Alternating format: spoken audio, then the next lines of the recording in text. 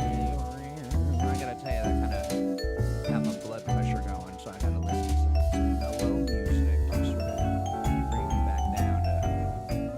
Wow, it's Mutants and Masterminds Monday, and I'm looking out across the vast sea of eyeballs, and I'm wondering if your earballs can hear.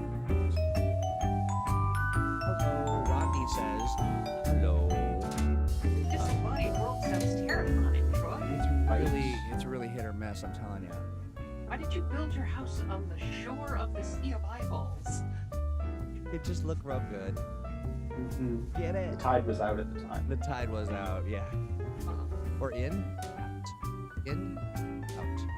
When the eyeballs are in high tide, or I don't even know. I can hear you, but you sound like you're in a Called fish eye bowl. tide.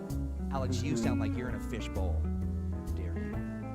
Alex says we're in a fish bowl. That's conveniently where we keep Troy. Right? Yeah. Because I sort of, I'm a mist, I'm a vapor. 'Tis a bit quiet, I hear, so why don't we make it a little noisier? You might hear a little buzz. That's just me drunk. That's what happens when I drink. Okay, well, how about this?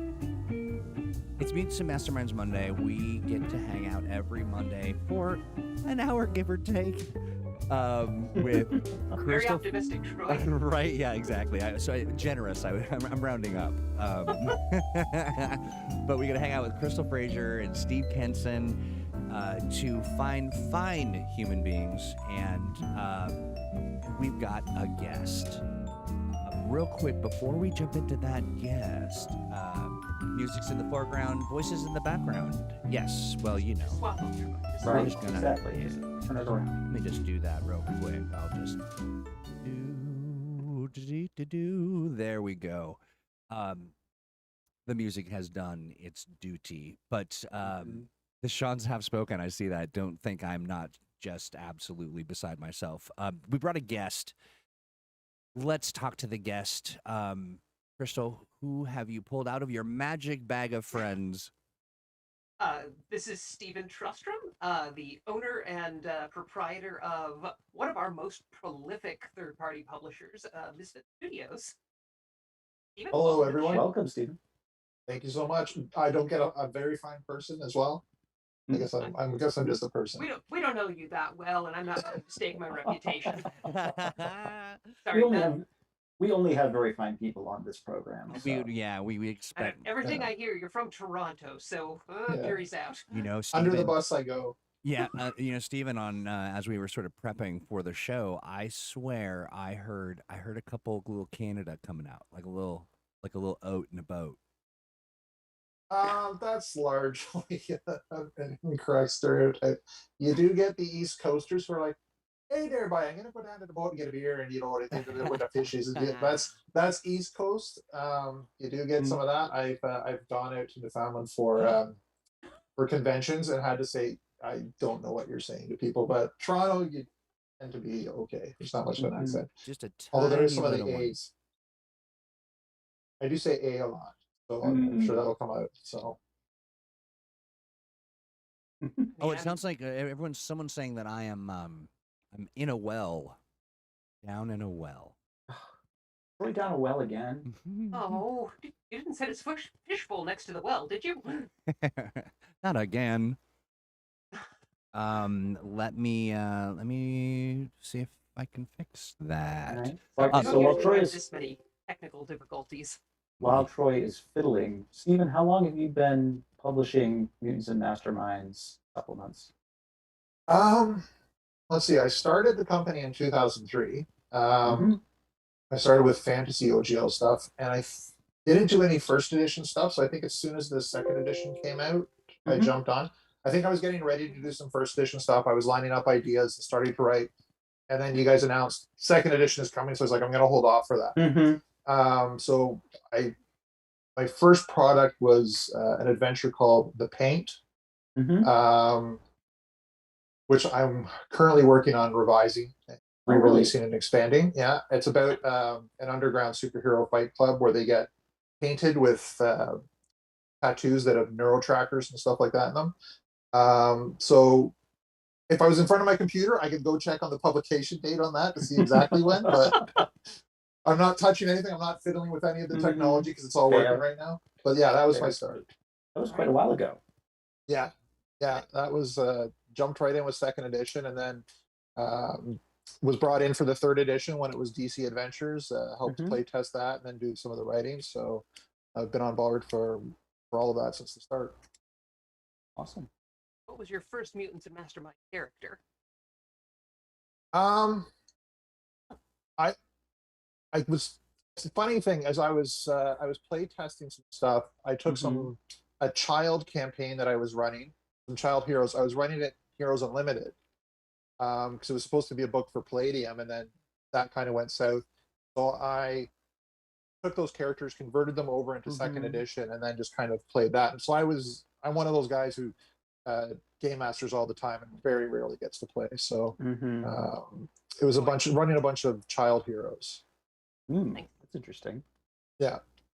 What was it like converting from Heroes Unlimited to Mutants and Masterminds? I'm curious. It's very much shoot for the concept, not for the mechanics. Right. Transition. Yeah. The big problem is that you can always work on this scale. So whenever I convert something, I always try and find the common ground, like the guns, the swords, the armor, where those like the plate mail and all that stuff lines up to give you those are really useful sort of touch points. Yeah, so I look for that, but of course the big problem is that Heroes Unlimited is leveled, but also you can't. There's no adjusting. There's no fiddly bits in any of the classes or the powers. Like if once you see the game master roll the dice for a power, you're like, oh, this is a 7th level character because he rolled 4d6 plus 1d6 per level. So you can't have these like super strong characters who just stand out. Like the Hulk can't exist in Heroes Unlimited and stuff like that. So it was very much this is the concept I was shooting for, and everything else be damned. I have to tell you, this makes me just a little nervous mostly for you. But Sean Vieira says we've got a problem with Sean's. We're just lousy with Sean's. They're everywhere. Could you open your heart and your home to a wayward Sean? Could you please? For just a small amount every week. Well, listen to Sean this. Telephone. Sean Vieira is a fellow Canadian. Yep. Wait, you know of the Seans? Everyone knows Sean. Right? Sean Vieira. Every person that comes on our little program has had an experience with a Sean. So, but also, Sean says I don't own much third-party M&M stuff in physical form, mostly digital. However, have a couple of Misfit physical books, and I treasure them. I was checking through your library. I was going to just reference a couple things. Wow. Yeah. That's a lot of stuff. Right? I think even if they don't know you by name, I think just about everybody in our fan base has heard of Metahuman Martial Arts and Better Mousetrap, the big call outs. You are the guy for expanded villainy and kung fu. I want to say Retail Go kung ahead. fu oriented Go ahead. campaigns. I always like to say I'm big enough to get pirated. There we go. Hey, That's a you've sure sign you've arrived. Yeah. Yeah. I love it. This stuff is just fantastic, and I'm wondering, talk to me a bit about your inspiration. All of the titles, and of course, I read the entire collection, page to page, front to back. Yeah. Tell me, tell me your inspiration, and it seems like you're having a lot of fun. Like it's fun stuff. I hope so. It doesn't appear to Yeah. be like overwrought with sort of like Dark Knight sort of stuff. But it seems like you're having a good time. Talk to me a bit about kind of where that comes from and your design sort of sensibilities. Well, I kind of start with I try and write for an open audience. So there's assumptions made in a lot of my stuff that certain things exist. So I have like a villainous organization. It's a corporation that does a lot of illegal experimentation, but it's got the facade of legitimacy called Aegis, which pops up all the time in some character backgrounds. Like, these are the guys who created this villain or this hero. So I kind of have this common thread of a very loose setting through all of my stuff. But it's written in a way that you can put it down in anything. Like you could take it and put it in Freedom City. Aegis could show up there or something like that. So that's kind of my philosophy for everything I write. But I also, as I'm going along, I like to start with the concept. And as I was doing that, that's kind of how Better Mousetrap and Metahuman Martial Arts came about. Is you can build that anything that's in those books, you can build to some extent using just the core rules. But I like to take it a little bit further. So that's how those came about. And I always like to. I'm very fascinated with villains. I like to make my villains a little bit more than just two-dimensional. So that's where that whole aspect of the how to make a better villain from Better Mousetrap came about. And then of course there was all the the traps and the extra equipment and how to create an organization. And that the organization really came about in that I was kind of doing them as minions and then kind of like square peg round hole in that. And I was like, well, I can do something more specific to that. And then of course the massive combats. So that got into the mob rules. So everything came about from something that I was touching on otherwise. It was like, oh, I got to find a better way to do that. And so that's where all the expanded rules and everything came from. And then, like the characters and the setting stuff is just, it's the staple of the superhero genre is to make characters and then converting the open game license monsters over into M&M. So Ton of fun to use. Sure. Yeah. What was the most fun OGL monster to convert over to M&M? There's some weird ones. I liked Thulu just because I'm a Mythos fan, so that was interesting. The thing that I always hate about doing that is the numbers. Every time I publish, I'm always concerned, like, oh, are my numbers right? It's like the biggest fear of any system that's a point-buy system. Can they ever really be right? Yeah, Math isn't an exact science or anything. The secret behind the GM screen is the numbers are all made up for GM stuff. Pretty much. Yeah, so there's always like somebody who's like, oh, you're off by 2 points with this. It's like, oh, you'll survive. Right. You'll get through.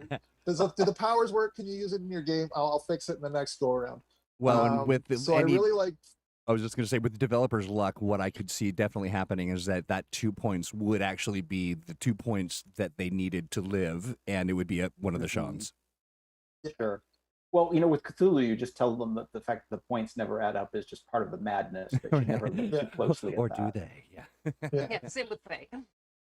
Yeah, so that was kind of fun, but there's ones that surprisingly do a lot better in sales than others. Like there's one called the Dread Icker, which is kind of the if you've ever seen the John Carpenter movie, what's the name of it?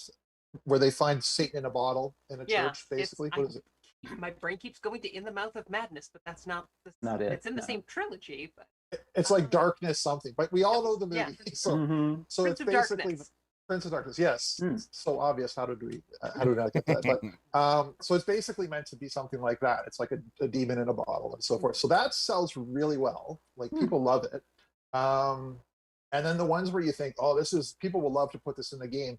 You're like, oh, I've made 2 sales a year. So it's really hard to predict what people are going to like when you're converting OGL monsters over. Interesting. And I suppose that the sort of OGL monsters that are staples of games like D&D don't really necessarily have as much applicable use in a superhero game. It depends on how you present it. So the way, and that was my first thought, is like, so I do have the elves done, and I want to do dwarves. So the first thought I do when I'm coming at this is, how am I going to make it that it's not just fantasy stats? And the way that I overcome that is that each creature in that series, the Mutants and Monsters series, comes with 3 caper ideas that say, here's how you can drop this into your game. So you can actually go with that, or it kind of gets, my hope is it kind of gets your thought process running in that direction. So I do have the elves available, and it's got like the snow elves and all these different things, half elves, and they're presented as templates. But then it says, here's how you can use them. So they're from another dimension. They're actually aliens, right? So it lets you kind of drop them in without having to put too much thought into the whole fantasy, the superhero conversion. It gets you started in that direction. So I am just going to save our fans the trouble of asking. They ask every guest, how did you get started in the game industry? I've always been the guy who game mastered more than anything else, and I like to make my own stuff. I played, feel your pain. yeah, I played a lot of D6 Star Wars and Palladium, especially when Rifts came out. I played a lot of that in high school. Got a lot of my buddies started on role playing, and because of that, and I was the guy who always, had spent my paycheck on gaming stuff. I was the guy who got them started, so I had all the books. I was building a lot of stuff for Rifts and Heroes Unlimited, converting a lot of stuff over to D6 Star Wars. And then in university, I was on the Palladium mailing list back when Marianne was still Marianne Symbiota and was active on that. And they were talking about, we're going to do the Rifter. And at that point, I was made an admin of the mailing list. And I was like the most hated admin on the mailing list, because whenever they were having a problem with someone, they were like, get Steve to go after them. Steve doesn't care. And it kind of evened out because I was also one of the biggest contributors to the list in terms of posting original creations. So the Rifter was coming out, and they were like, okay, Steve, well, why don't you submit some of your stuff? And I did. And then I think I was in the first, I think I was in Rifter 1 to 5. And then they basically said, you have to stop submitting stuff. They said you got to stop submitting stuff, because honestly, everything you submit, we want to put in, and we want to give other people a chance. So how about you take some of these ideas, and this was Nightbane or Nightspawn, depending upon who you want to piss off, was out at the time, and I wrote some stuff which was an add-on for that, and I was working on doing some stuff for Wormwood. So like, well, why don't you do some real books for us, do some full books? And so that's how I got started. Is I got asked. I didn't do the usual stuff where you submit your stuff around. I got asked to come in and do the Rifter. I didn't have to submit through the usual process. They were just like, give us some stuff. And then I got asked to come over and do some books. And then after the Palladium experience, how I got into self-publishing was, man, I'm tired of the bullshit, and I like getting paid. I don't like having to chase my paycheck. Right. Digital publishing is on an upswing. I'm going to give that a try. And one of the people who convinced me to do that was Bill Coffin. Bill Coffin and I were having a phone call one day, and he said, why don't you just do your own thing? Start it off. And then I just said, oh, yeah, I can get a bunch of misfits together or something like that. Bill was something like, yeah, Studio of Misfits. And there was my company name. So that's how it started. I love that. Nice. So what you're saying is relentless quality. Exactly. I see. Or at least relentless quantity. If I can do it, anyone can do it. That's just how it comes down to. So I was publishing back when I was in university still. It's so funny to have, how do you break in conversations these days? Because almost everybody who got into the industry around 20 years ago, periodicals existed. And it was like, well, you could write articles. And now it's like, well, I don't know what you do with articles anymore. You start a blog, I guess, or a Patreon or something. And Yeah, so people do nowadays. The shift is radically different because even in 2003 when I started Misfit Studios, the digital publishing landscape was very, very different. Very much, yeah. Like it was still the whole thing of well, how do you get these things converted into PDFs? People were still taking Word files and converting them into PDF and selling them that way. If you go back on, like, say, Drive-Through, look back far enough, you'll still find that stuff. And I remember having the debate, well, do I want to buy Quark or do I want to buy InDesign? And where's Quark these days, right? Right. So it was very weird. There was none of this. There's no Kickstarter, no Patreon. It was all just Wild West. And the market was untested. There was the one storefront, RPG Now it was called at the time. So it was very different. So when these new people come in who didn't go through that transition from the traditional paper publishing digital, it's always interesting to hear their stories because they're just like it's so much different than those of us who dealt with all the BS and now it's almost directly with publishers. Full circle again, because now storefronts like Drive-Through are offering on demand. So it's much easier for small publishers to now start offering print products again. Well, and people forget it's not their first time doing print on demand. They did it. Was it more than 10 years ago? They did it and they had it for maybe a year and then they killed it. And I think back then they were dealing directly with Lulu. Lulu.com, I think. Right. Oh, wow. Yeah. Oh, I remember that. That was a headache. Yeah. Well, and print on demand has gotten so much better. I mean, and that's I was also doing that's back. I was still periodically doing stuff for other companies. I did Bezivold with Green Ronin at the time, so I was still doing that stuff on the side because Misfit Studios was still not bringing in as much, so I'd go off and seek other stuff. And thankfully, I haven't had to do that for 10 years. I just plod along with my stuff. So, cool. So is Misfit your full-time gig? Much? Oh God, no. I'm a typical person working in this industry, and I don't get to do it full time. I am a full time writer though. Yeah, that's cool. And what do you get to write? I do copy, marketing, and 2 years ago, I bullshit my way through an interview past 34 other people with one of Canada's major banks, telling them I knew how to do digital accessibility auditing. So I taught myself that. So now I'm a digital accessibility expert and consultant too. So that's what I'm doing for another bank now. Your honesty is refreshing. I thought you were going to say like banking fanfic is where I thought you were going to. Yes, banking. It's a very untapped market.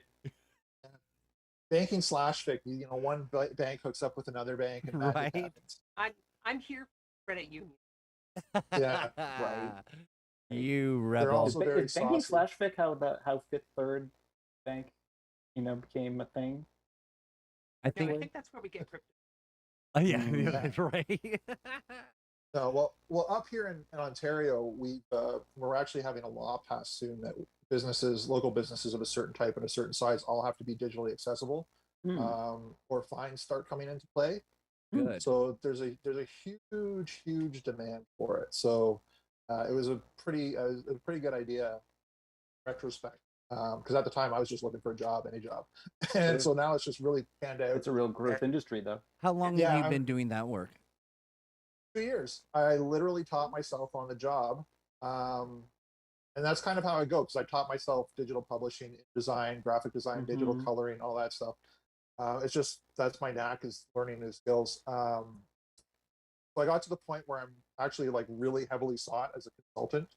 Because I know more than the people who go to certification. Sure. And I train them now. I train managers and certified people, because content is actually the most difficult part of digital accessibility. So everything else is code and color contrast. It's all quantifiable, but most of the content is not. So yeah, that's great. And I'm wondering too if your experience in creating worlds or facets of worlds for people that aren't you really kind of prepared you for this kind of work? Oh, absolutely. As any writer knows, especially if you're a writer and you've gone through and you've done English literature courses, the real purpose of that is critical thinking and analysis, and so that comes into play. But it's really good, and I think the advantage of having been in the gaming industry for so long is that when you're doing an audit for digitally accessible content, is a lot of it is what is the story this person is being presented, Yeah. and is it something that allows them to interact with the website? Is it clear to them what's going on? And not just that it's clear, are they getting the same story that someone who doesn't have those disabilities is getting? So I think that's I great. find it helps That's a lot. It interesting. actually gives me an edge. I'm curious. Has your experience working with digital accessibility fed back into your products? How you Yes. design and how you produce them? Not how I currently design them, just because frankly it's a long process that with PDFs and stuff like that. And it's just it's like when I tried doing the landscape versus the portrait products. Yep. The people who liked it really liked it, but it wasn't really paying off for the amount of effort in it for a one person operation. And that's bad to say, because it's like, you know, it makes it sound like I'm saying disabled people don't earn enough money, but it's just one of those things where, like, if I, as a one man shop, if I put that detail in right now with using the tools, because the tools are really ham fisted still. With the processes, I just wouldn't be able to make money at all, because it's just everything would be like so much longer to get done. I am looking at retooling my website though, and if I do that, I'm actually required by law, because it's a business in Ontario, make it accessible. So I'm planning for that next upgrade, where I'm looking at it from an accessible standpoint and what I have to do for that. But I use a web platform that really hasn't quite caught up with the technology, so it's not capable yet. So Yeah, I it's respect interesting. I respect the work 100%. I think it is something that it is unfortunate it takes a law, but when you think about the number of people that are reaching out through the digital space with varying mobility and tracking issues and color and shape and all that stuff, it's just remarkable. We don't spend as much time, but it's really great to hear that there's something cooking up there in America's hat, where the brain's at. Because yeah, America's body is just known out. Let me see. Go ahead. I will say it has made me look at the color palettes I use layout differently. Right, like the color contrast, because color contrast is a really big thing in digital accessibility. So something as simple as that. I was actually thinking this weekend that I need to redesign the standard stat block I use for Mutants and Mastermind characters. Just the spacing, the color contrasting, having text between two lines and stuff like that. I've been looking at that and thinking, well, how does that come across? So I'm probably going to redo that. But one of the big things that it's also made me more aware of the characters I'm producing. So it's made me look at, because right now when I'm converting stuff, I'm converting the second. I'm still converting second edition stuff from my old catalog. Oh yeah, we're gonna unpack that from Yes, I was going to say we have the exact same experience. 10 years down the road, I'm still converting stuff. But when I do new stuff, I look at it from a different perspective of diversity, and that's ethnic, religion, sexual orientation, disabilities, like all of that stuff. And I just realized how much I skipped over when I was doing this. Like, it was 10 years ago, and you realize like how far any writer does. You realize how far you've come in your progression as a professional. But just the type of characters I was creating back then, I'm like, I need more diversity. The good and bad things of being a creator is that your whole past is in print. Yeah. Right. There's nothing like converting something and going, oh my God, I've had that typo there for 15 years. Do what I do. Just change your name. Absolve yourself of your old sins. And I've got that added problem of I'm a Canadian writing for a primarily American market. So every now and then my Canadian brain switches on and I don't notice the Canadian spelling get in. Yes. And there was one time I was working for a company as a content manager, and they were all around the world, and I was doing all the content management for it. So I was doing English Canadian, French Canadian, British, Australian, and New Zealand. And they all had these little tiny Right. variations on it. And I'd come Right. home from work and write for Misfit Studios, and I'd have all of this in my brain, and I'd just be like, I don't know how to spell it. Which version? So Yeah. All right. Well, listen. I will get Oh, go ahead, Steve. Describe documents the from. color of the flower. I Yeah, will so sometimes that's- get documents from one of our developers who's Canadian, and I'll be like, "Why are all these words flagged?" And I'll be like, "Oh, he left the Canadian spell check on Yeah. in this document, and it's all the English spellings." We have a what are all these U's? And the Right. R's and the E's are reversed, and centers and all this stuff. Yeah. we that have a happens. lot of we have some questions, so I'm going to check, and that's spelled with a QUE, in on the chat, which is spelled with a TTU. I don't know what you people do. Let's see. You're Sean- reaching. I really Yeah, am. Yeah. That's That- why we keep him fishbowl. You pretty time. much, Yeah. yeah. But every once in a Right. while, let's put a He lid just on looks it. at his little bubble chest. He's fine. He doesn't cause any trouble, and then we So bring him out once a week. soothing. It's just so soothing. Sean Duggan says, "I'm curious, what's the hardest part of third-party work that people don't realize?" Sean says, "I'm assuming it's a toss-up between editing, layout, and sourcing artwork." I will honestly say it's none of that, because that's all stuff you can learn to use. You can learn to do it. You can teach yourself to do it. You can hire other people to do it. The hardest thing for me, to my mind, is the perception, both within yourself and your audience, that you're illegitimate. Mm. Right. So there's always, as a third party publisher, there's always an imposter syndrome aspect to everything. And then, of course, there's the fact that your audience, a lot of the audience will sit there and feel it too. Because there are the people who are like, I don't touch anything third party. I don't allow it at my table. I don't buy it. I don't want to hear about it. It doesn't exist. Burn it down. No So fun. yeah, so that's the problem from my perspective. You're fighting against that. And then there's a different, even the people who accept it, there's a different expectation from it. There's some people who are kind of like, when they give you review or they give you feedback, they're very much, they come with this attitude of, I've let you play in my sandbox because you're not official. You need to do this the way I want it. So there's also a level of of expectation and I don't want to say privilege and but yeah, there's some people out there who are not too Yeah, an kind. We entitlement. have a certain. Yeah, especially when I did stuff like the Donald Trump demon monster. Got some great feedback on that one. I bet. Yeah. I checked with Chris before I did that. I said, look, I know it's OGL and all this stuff. I'll take the powered by Superlink logo off if you want. And Chris was like, go for it. Chris, He's an asshole. Right. That's gross. I love it. But if you want a good read, go look at some of the reviews on those products. I bet. Oh, Yeah, that is another interesting little just save those facet. for when I really need to turn up. Right. Yeah, foremost When among you're, them was like, now do Hillary Clinton, make her a monster. Stuff like that. I like how you went into a kind of a Rush Limbaugh there. Let's see. Couple other. Oh, you can't go into a Rush Limbaugh anymore. No, so sad. Let's see. That was I my had a sad really voice. dark joke there, but I pulled it back. Me too. I yeah, really. bit my tongue before I said anything else. I could see the like collectively we just sort of snapped shut Yeah. for a second. But Reel it back. Reel it listening, back. yeah, listening audience, you know what we're gonna, let's see. Sean Duggan says that he does remember how one of the things he liked about Misfits products were the multiple formats, including ones that are easier to print. Yes. Yeah, Yeah, Apook print says. friendly is popular, I would imagine. Apook says, question: does there exist, or would its trust rum? Thank you very much, Apook, not trust man.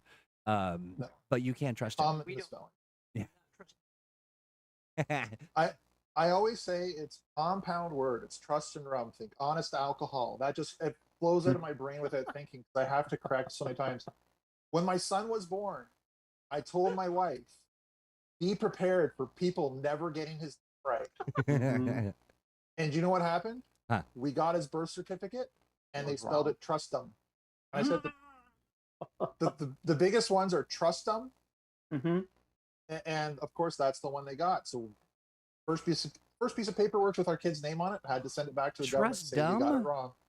Trust dumb? Mm. What? That's not even a thing. Like, what Trust are they? man, trust drum. I Mhm. I like Yeah. Trustrum. It's got a, Yeah. I don't know, a sturdy feel to it. I enjoy it. But Mr. Trustman, Apuk says, have you ever considered creating an accessibility guide for other creators? I've actually got something that I've started on my hard drive, Mhm. as every writer does, where you've got all these files of Yes. particular Sure. projects. And I've here, you got- little shit. It's it's right up there with the project I was working on how to do digital coloring for third-party publishers, self-publishing, how to color your own artwork, marketing for the small press RPG industry, because I have been a content and social media marketer too. And then there is, of course, yes, the accessibility document.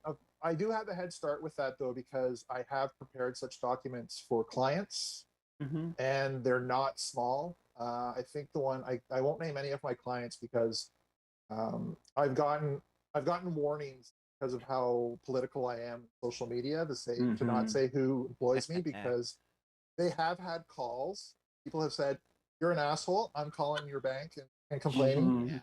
Mhm. Um, so I have prepared documents for them, and they're pretty extensive. So I could convert them over. It's just sitting down and doing it. And it's one of those things. It's such a neat thing.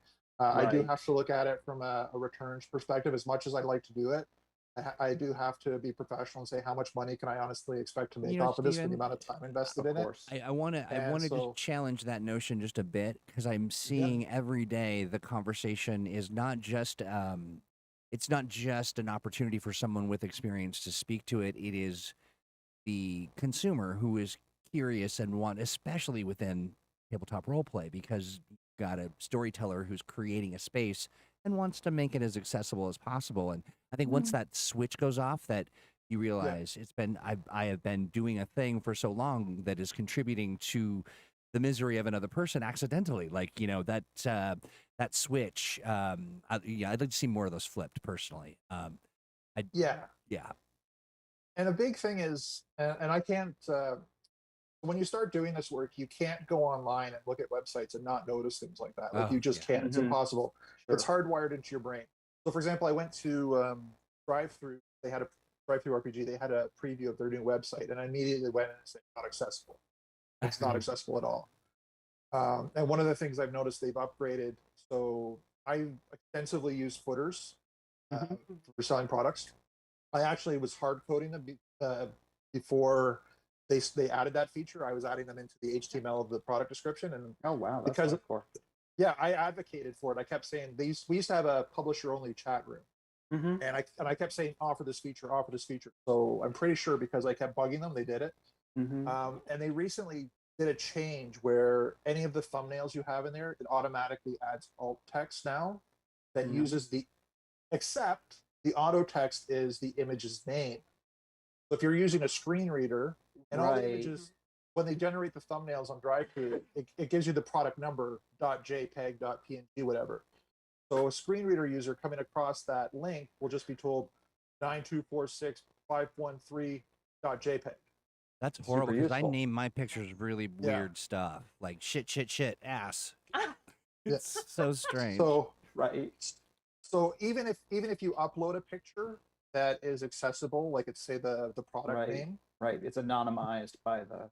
yeah, so it just undoes it all. Oh well, So shoot. so there's problems. Well, I Um, want to real quick. I want to jump in. Another great question here from folks. I want to Yep. say hello. Christian Lacroix says, "Hey, you just got here. What's up? Mutants Masterminds Monday, my friend, and I'm glad that you joined us. We are taking a question from another one of the Seans. They're relentless. oh, Sean, I know, right? Sean. is he Canadian again? This is the Canadian Sean. Yeah. Okay, we'll listen to Sean. All Go right. ahead. So Sean says, how hard is it to ensure that you don't break the licenses for the systems you work with, like making sure you don't go against something in the powered by Superlink? Number one, learn them. Fortunately, back in the day, there was an official OGL STL mailing list and discussion forum where you could ask all those questions. Mm-hmm. So I learned when the OGL bubble was just forming and before it had popped.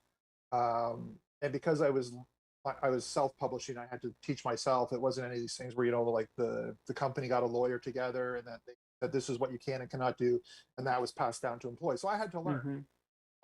Fortunately, I had a lot of experience working with contracts, so I can very easily wrap my head around the legalese of contracts. They're not mystifying at all to me. I can understand them very easily. So that was a benefit. But those discussions don't really happen anymore. And those of us who have, as we were talking about earlier, a lot of us on this call have been in this industry for a long time. So we've had that benefit. So I don't know how someone new would really learn that other than asking questions.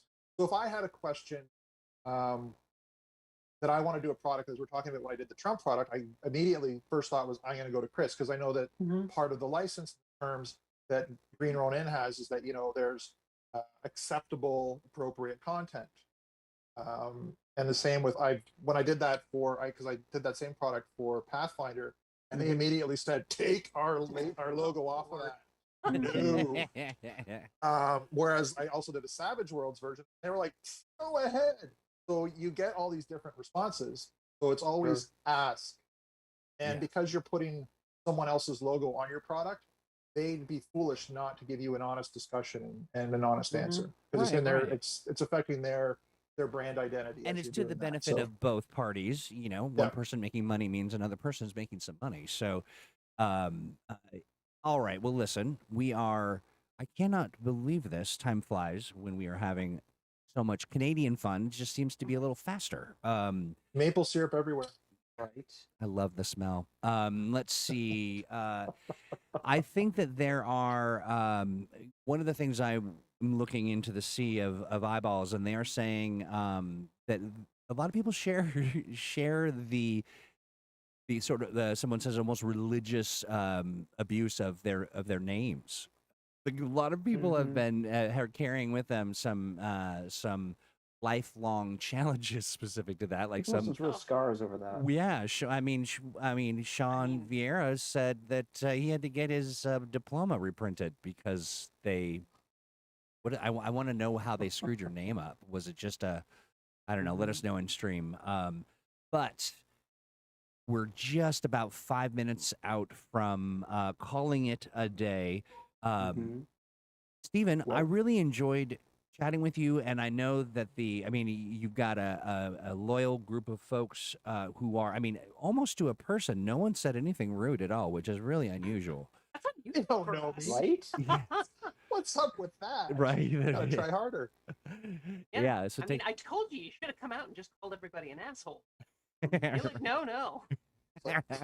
Canadians putting on airs, yeah. But yeah. So before we go, I want to. Let's see. The general understanding of the open game license in the game industry has degraded quite a bit in the last decade. So saith one Christopher Premise. That's Christian Premise, my friend. Christian Premise. Christian Premise. So that.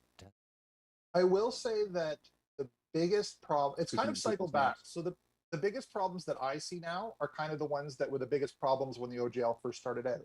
And that is people not understanding IPs, which is always a problem. People don't understand intellectual properties. They don't know what you can do with them or what you can't. Wait, I can't sell my Pokemon game? Yeah, right. So it's things like that. I'm not making, the big thing is I'm not making any money off of it. So what's wrong? They don't know how to declare their open game content properly. And far too many people 20 years out are still screwing up their section 15. Whoa, not properly declaring their sources. That's the thing I see are the biggest issues still happening with people that really shouldn't happen. Like it happens with me where I do a product and there's like a copy and pasting error and something got left out of the section 15, but I know how it works and I know enough that I can look at it and go, whoops, I gotta fix that. So do you think that it's I'm sorry. There's people who've done Section 15 stuff for like Mutants and Masterminds, and they don't even put the Mutants and Mastermind core book in there. They just have their own product's name in there, right? And that's all they think they have to do. Yeah. You know, and I often find that these mistakes or these sort of wires that get crossed aren't deliberate. No. But I also feel like that, you know, in my limited time, I feel like there is, you know, kind of exposed to the industry. I'm digital gaming. I also find that there's a certain amount of hatred for the OGL, like a certain amount of kind of like, I wouldn't say hatred, but like there's a rankling and sort of a you know, in cases, you know, it seems to me like there's a friction there that hasn't really been sort of I don't know, worked out. And I wonder too if that's part of the reason, like sort of a backing away of, you know, developers who aren't offering their education on that. Well, there's grognard land, right? In the Oh. RPG industry, it's Mm. always there. So I think you still have the people who are the old. They've been around since for the 20 years, and who are like, I never liked OGL product, never will, and the bubble deserved to burst, and blah blah blah.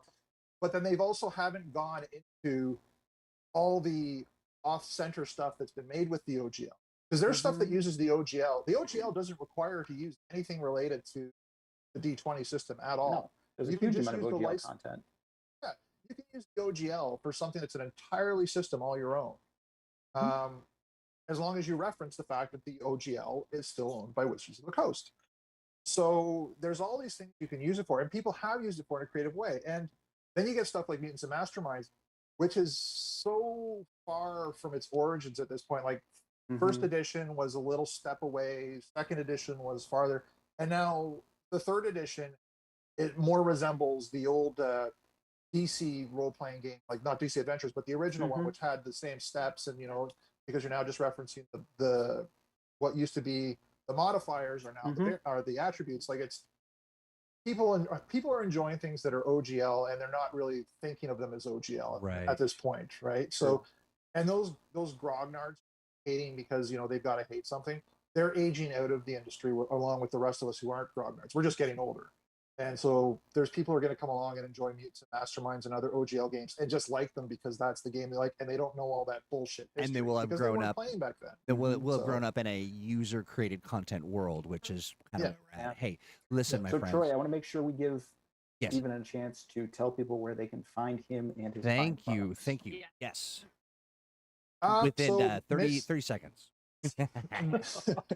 Misfit-studios.com is my webpage. You can find Misfit Studios on most of my products are on drive-through-rpg.com. Misfit Studios RPG. I can't even remember the handle. I can't remember my Twitter handle off the top of my head. But if you do a search for Misfit Studios on any social media, this is the danger of having everything on autofill. Right. You do a search for Misfit Studios. There's 2 Steve Trustroms in the world. I'm the one that's in North America. I'm in this hemisphere. The other's in Australia. So don't go follow the Australian guy. Follow me. He's the So I'm easy to worst. find in social media. And also, we've shared your information.